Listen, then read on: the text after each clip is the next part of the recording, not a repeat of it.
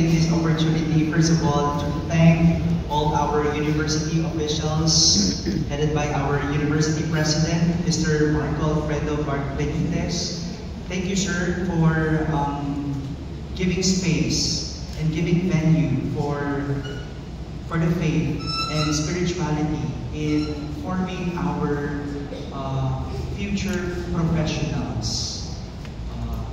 Not only in becoming great professionals, but good professionals. Hindi lang pagiging magagaling na professionals, kundi pagiging mabuting professionals. We thank you, Sir Marco. In behalf of the Cardinal, I'd like to express gratitude for giving the Catholic faith a space and place for us in helping molding our students in becoming good professionals.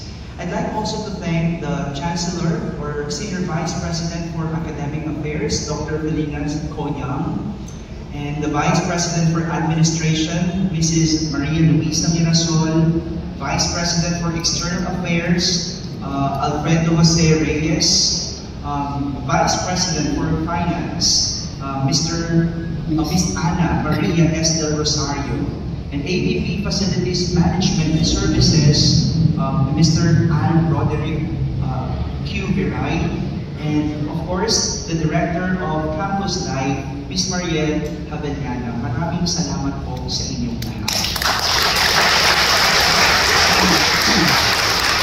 Salamat din po to all the school administrators and Board of Trustees. Thank you very much.